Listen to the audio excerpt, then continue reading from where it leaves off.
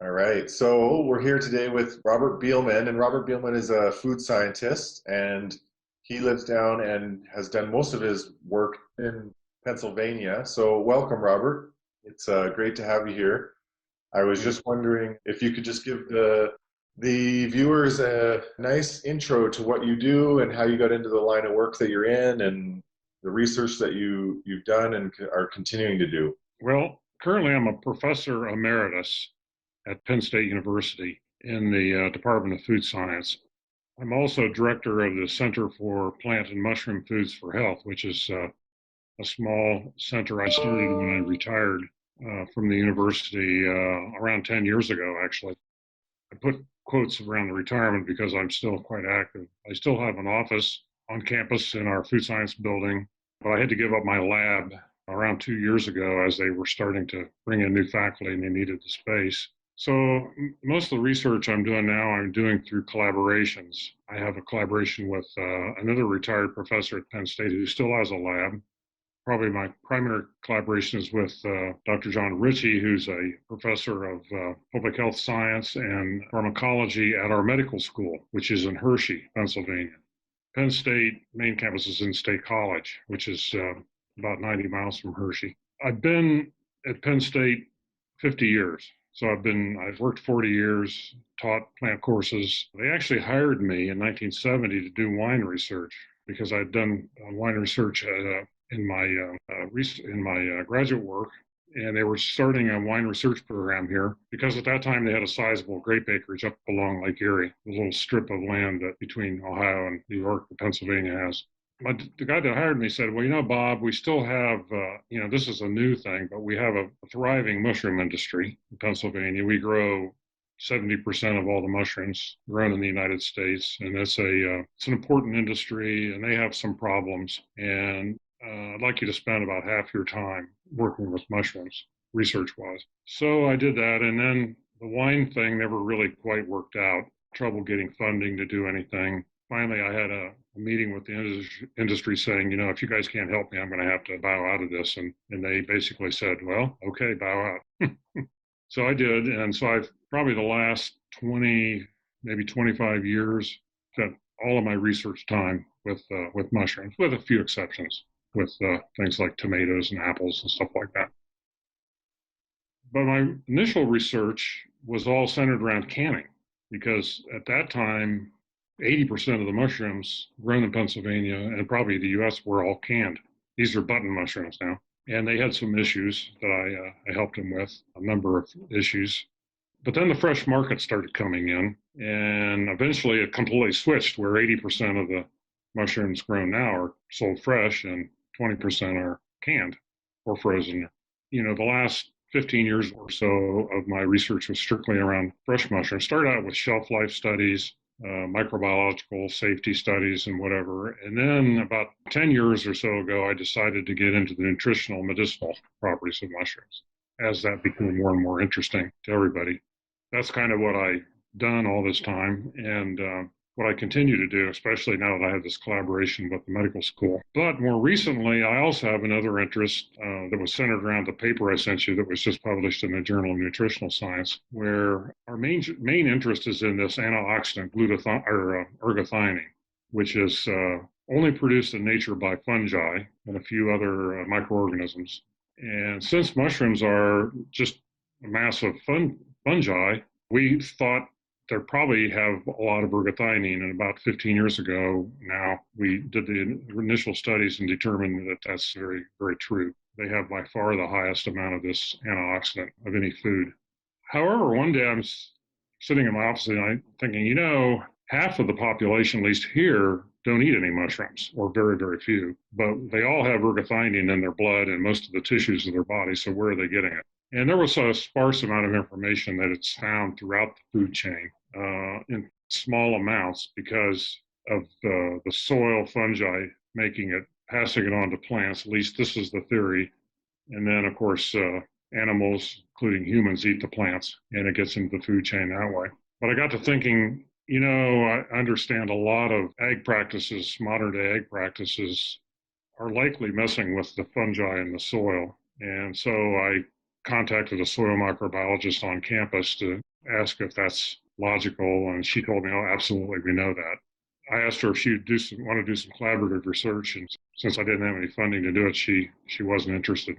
So I had no way of finding this out until about 2 years ago.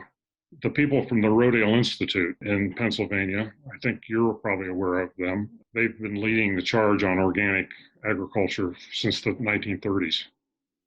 And they have an institute there in Kutztown, Pennsylvania. And they sent a delegation to our medical school in Hershey about a year and a half ago to ask if they could collaborate with them, because they said, we know we have this mantra at Hershey, healthy soil equal healthy plants equal healthy people. And we have a good bit of information about the first part, but the second part, we're just assuming, and we'd like to enter into some research. So luckily, my colleague, Dr. Ritchie, was in the meeting, and he goes, I have this colleague who has this theory, this hypothesis, that some of the things we're doing in the agricultural practices may be diminishing the amount of ergothioneine getting into the food chain because it's messing with the fungi in the soil. We've had a hard time getting funding to do that, but over the last year and a half, we were able to do some work with them, and then a colleague of mine at Penn State. And in that, we found that tilling of the soil was the major issue. Tilling of the soil disrupts the fungi in the soil, and therefore diminishes the amount of ergothioneine that they're getting to the plants. And indeed, tilling of the soil reduces the ergothioneine content by 25 to 30%. And then we confirmed that with the work here on campus. But there's probably a lot of other things that are doing this. So we're starting to look into that. So somebody might say, well, why is that important? Okay, let's say we have 25 or 30% less ergothioneine in the food chain than we used to have. Well, it turns out that one of the most famous scientists in the United States, Dr. Bruce Ames, a number of years ago, came out with this theory called the triage theory, that certain nutrients in our body that we use in our body are handled like a triage. Being a doctor, you know what that is. But the way the triage works in this case is priority. If you don't have enough of these, what he calls longevity vitamins, and ergothioneine is one of these. If you don't have enough in your body, the functions of protecting us from long-term effects of aging are short-shrifted. All of the ergothioneine goes to the priority of reproduction and survival. This is a theory. For my lifetime now, 76 years, if I've been deprived of enough ergothioneine, then a lot of long-term damage has been occurring to my body. A lot of the chronic diseases that we know about are allowed to occur. So this is an insidious sort of thing that goes on, and it's cumulative. In addition to the mushroom research, which I continue to have and everything, I'm interested in finding out what's happening to the ergothioneine content of our food chain and what effect is it having on long-term health. So that's a lot of talk, and I'll stop there. Oh, that's really excellent. That's a really interesting career path, obviously. And then, yeah, I'm intrigued by a lot of things that you just said. So we're gonna follow up and talk about a few of them. Yeah. Before we do that, what got you into the food world, the food science world to begin with? Were you always interested as a kid, or you just found it? Yeah, that's an interesting story too. When I decided to go to college, I really had no idea what I wanted to do, but for some reason, I still don't know what it is. I thought maybe I'll be a dentist. They seem to have a cushy life. I think they make a lot of money. And so I entered my undergraduate work as a pre-dental student. And this was at a small college, liberal arts college. I went there because I wanted to play college football, and Ohio State wasn't interested in me. Anyway. So I entered as a pre-dental student. When it came, we were supposed to leave at the end of 3 years and go to dental school. And I was elected captain of the football team for my senior year. And so I wasn't going to be there so I decided, the heck with this, I'm going to stay and I'll be a biology major. 2 weeks before graduation, I'm sitting in my dorm room with a number of my friends. And we had the first serious discussion that we had in the whole 4 years we were there. What are we going to do when we graduate here in 2 weeks? And a number of the people had some vague ideas and whatever, but I had no idea. I had gone around to look I was interested in microbiology mostly, and my advisor there at the university wanted me to go to graduate school in microbiology, and I visited some schools, but it didn't fit. So one of the guys that was there said, you know what, I ran into this professor at the Ohio State Fair last summer who was a food scientist. And he had this display, he was separating the pigments from plants, and and it was really, I think I have his card. And he reached his wallet and he pulled out this tattered card and he said, I don't need it if you want it. So on a whim, I called the guy. He said, tell me about yourself. And I did and everything. He said, well, I want to see you tomorrow. This is Ohio State was in the same city that the school in. So I drove over there, and lo and behold, I didn't know, but this guy could sell an ice box to an Eskimo. I found out, and he said, you know, Bob, he said, I have a fellowship at my disposal, and you're the kind of guy I'm looking for. It's yours if you'll take it, but you have to start next week to graduate school. It's when the summer term starts. So a week later, I'm in graduate school in food science. They called it food technology at that time. So being interested in food microbiology, there was one professor that was working on wine microbiology, and that's how I got into that. And then, of course, I was hired by Penn State because I was a wine microbiologist, and that's what they needed at the time, and never thinking I'd go into anything with mushrooms. In fact, I wouldn't eat them back when I was a kid. You've probably all had Campbell's cream of mushroom soup, the tiny little flecks. All I could separate them out on my plate, like a brain surgeon, to avoid eating them. When I started doing the mushroom work, it was very interesting. I was fascinated by them. So I really feel like I'm in the best place I could be right now, working on the nutritional and medicinal properties, because I always wanted to do something related to health, improving health. So by many serendipitous occasions, that's where I wound up. That's a wonderful story and trajectory that you had. I'm glad that you are where you're at now, because you seem very content and excited the way you talk and the way that you're going about your work. So thanks for sharing your story there. Since you just ended with health, I'm interested in a couple things, and I'm sure we'll talk about ergo or ergothioneine with you here as we go on with the talk, but I know that you've done some research with vitamin D2, selenium. I know you're aware of all the interesting compounds in medicinal mushrooms. So what are your top 3 sort of compounds that you're interested in or want to learn more about, other than ergothioneine, let's say? And we'll talk about that one for sure. Interesting enough, mushrooms are a good source of 4 micronutrients. And I wrote a paper about this a couple years ago. I don't know if you've seen it. It was in Nutrition Today, about 4 micronutrients that are in mushrooms. And the first one that we got interested in was selenium. Mm-hmm. And mushrooms are a good source of selenium depending on the substrate they're grown on. Mm-hmm. And we did a lot of work on that. We also showed how you could enrich them with selenium. And then we got interested in vitamin D, did a lot of work with that. I thought that would really catch on because there was all kinds of information that people were deficient and all this kind of thing. And we actually developed a process with pulsed UV light that we could produce 100% of the daily value of vitamin D2 in mushrooms within 1 second of a pass under these lamps. And Penn State has a patent on it. And my graduate student that did a lot of the work, myself were the author. So did a lot of work on that, but it never caught on. The industry never, for a while they picked it up, and they basically told me, Bob, nobody's willing to pay for this. We can't get any extra to cover our extra costs.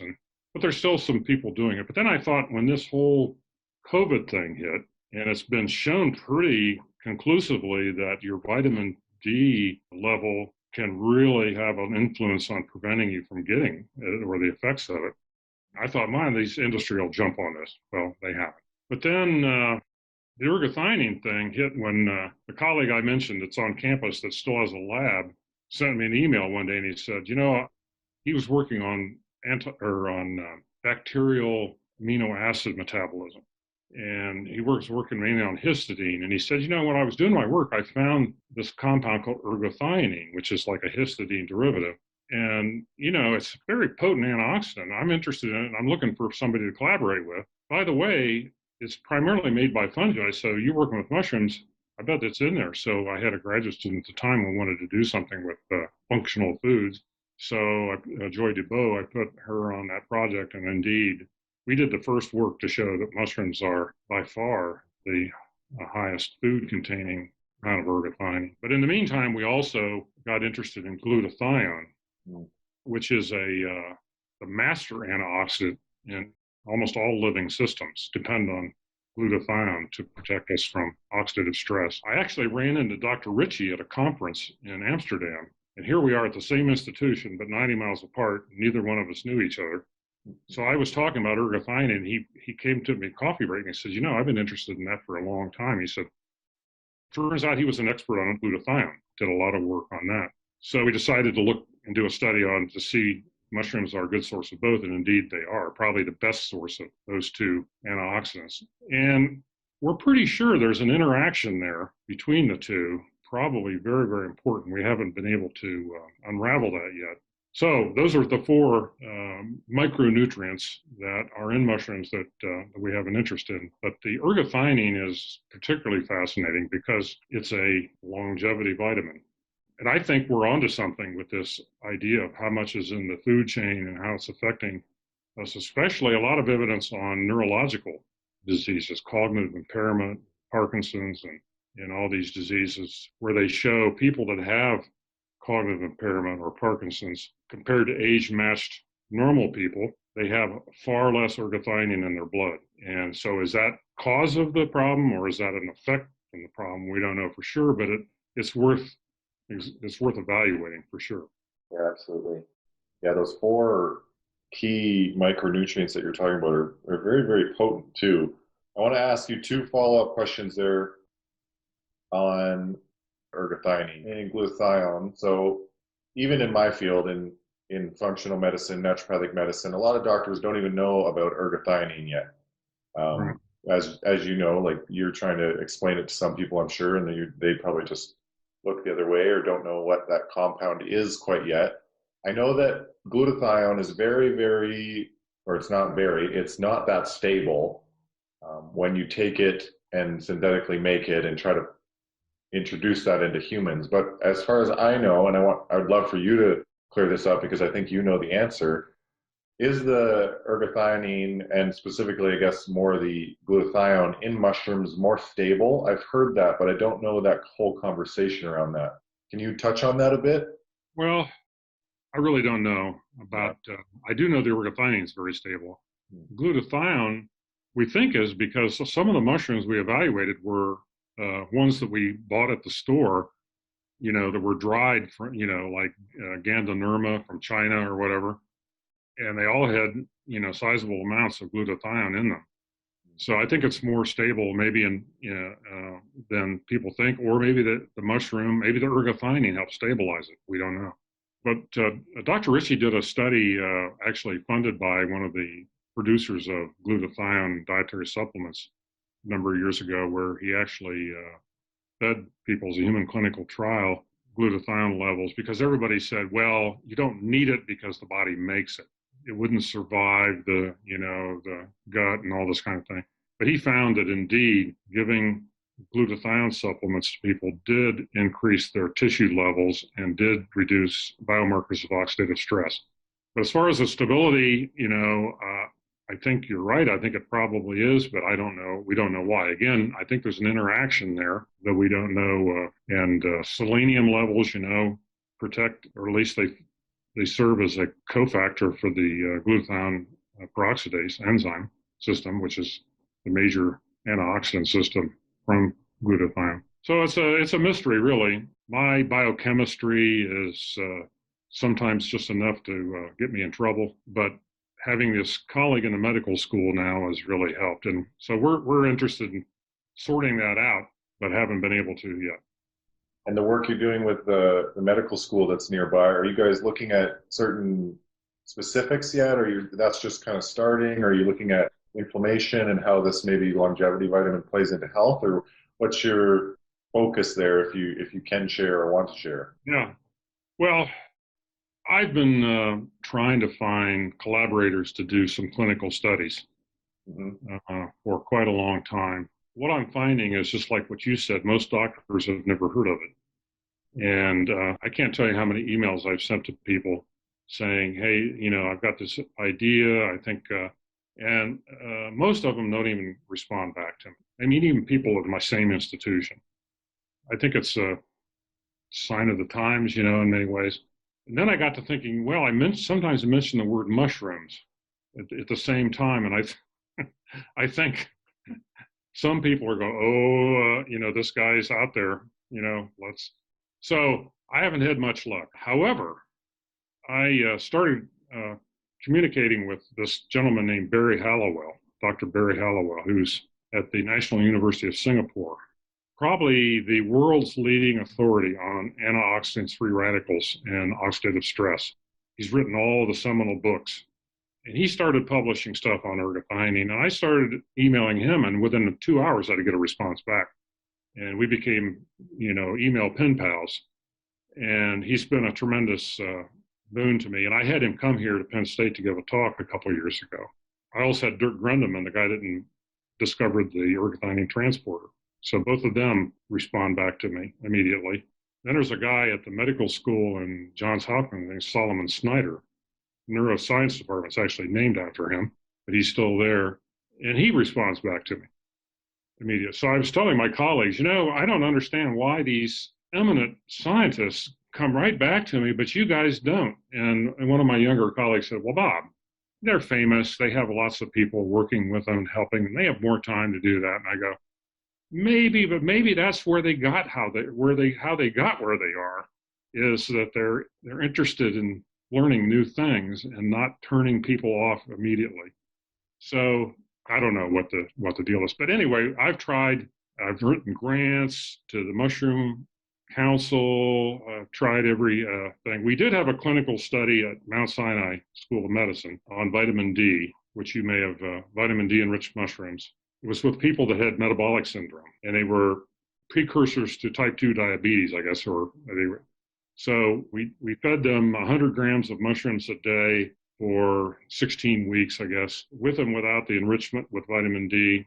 And of course, then we had a control and everything. And basically what we found was that we weren't able to get people to be replete by eating the vitamin D enriched mushrooms. And my colleague, who's a vitamin D expert, Mona Calvo, said we chose the wrong group, really, and that was the reason. But we did have some blood samples left at the end, and we thought, wow, maybe we should look at the ergothioneine level in these people. All we had were plasma samples left. We didn't have any whole blood.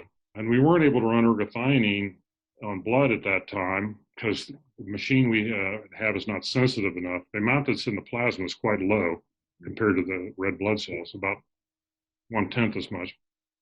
We ended up sending the samples frozen to Singapore, getting them analyzed. When they came back, what we found was that the people that ate the mushrooms compared to the people that didn't eat the mushrooms, the level of their ergothioneine doubled during that 16 weeks, I think it was, consumption between starting, and we also took blood at 2 weeks after they went off. So we had this spike in ergothioneine level when they ate the mushrooms, and then it dropped back down.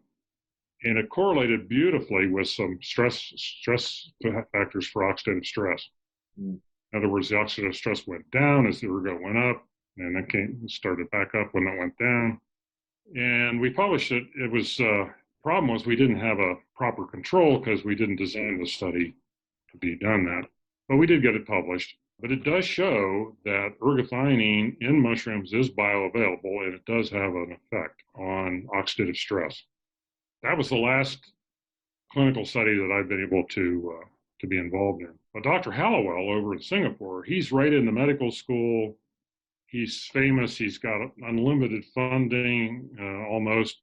The university gives him money because he's an advisor to the president of the university.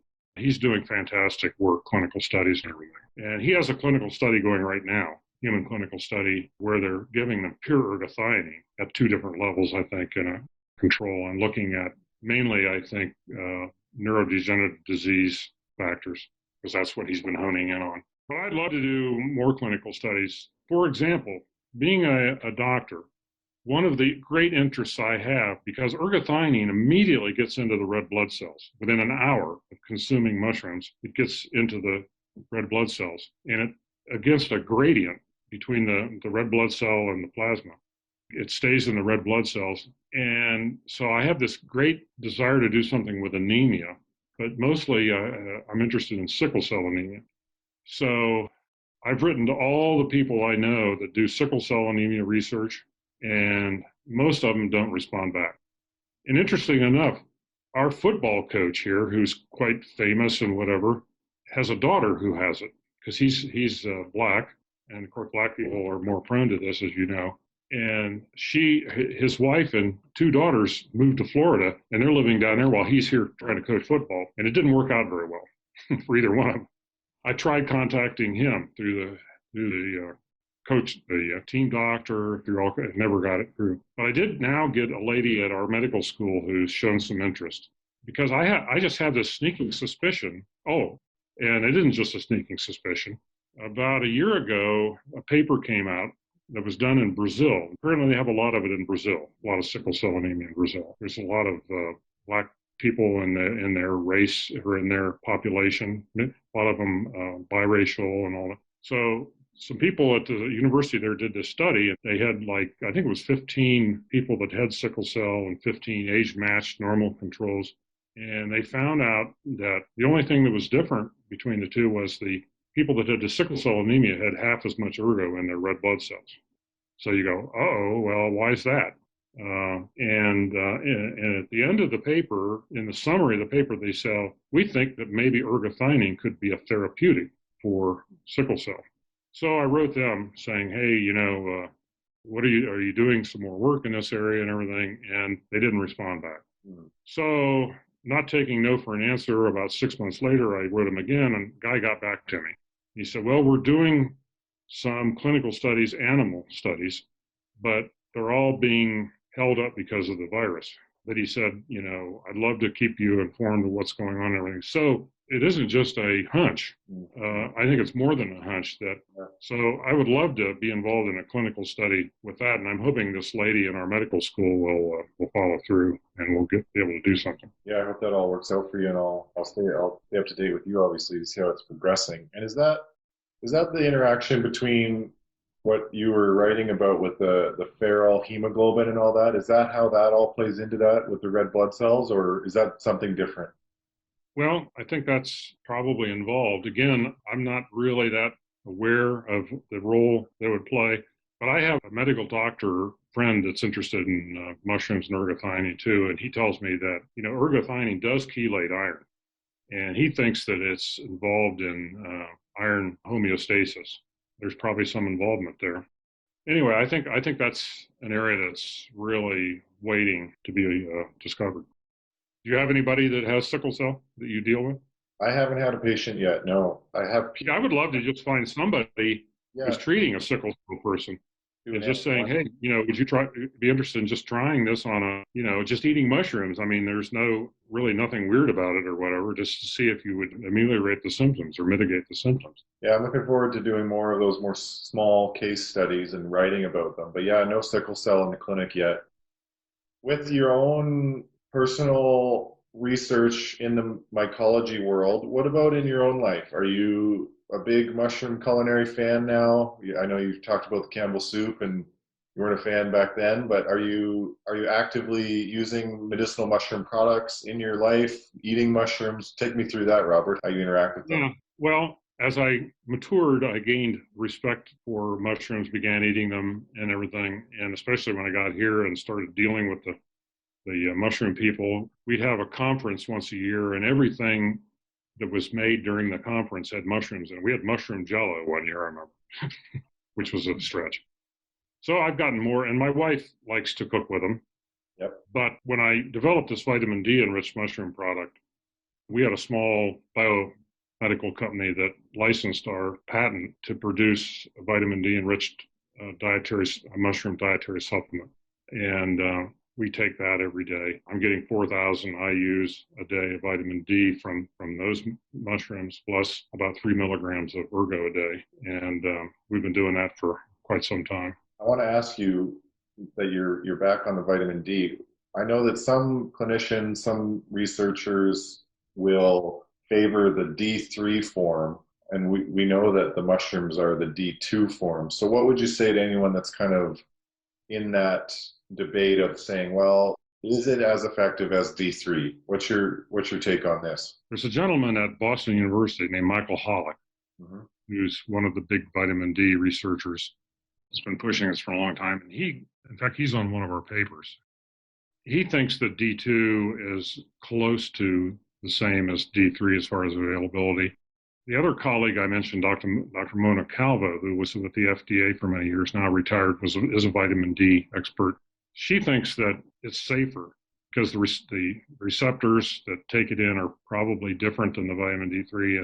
She believes it would be much more unlikely to get toxic levels. Although I think the toxicity of vitamin D has been overblown, what I can tell. There is whenever you have a fat soluble vitamin like that, or a hormone in this case, it's possible to overdo it. But anyway, so I only go by what they say. I get my vitamin D tested once a year, and they measure both the D3 and the D2 form. And of course, the majority of mine is in the D2 form in my blood. But seems to be working out okay. Nice. Great. Thanks for answering that for me.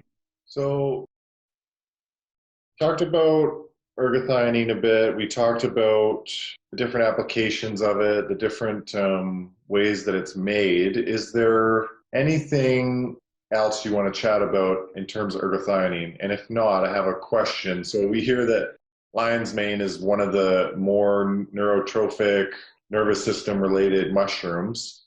With the research that you now have on and have done on ergothioneine, do you think that using both of these mushrooms is wise for people trying to prevent Alzheimer's, treat maybe a cognitive decline, or do you think that ergothioneine is going to become more popular as the more leading compound, if you will, for that sort of problem, health concern?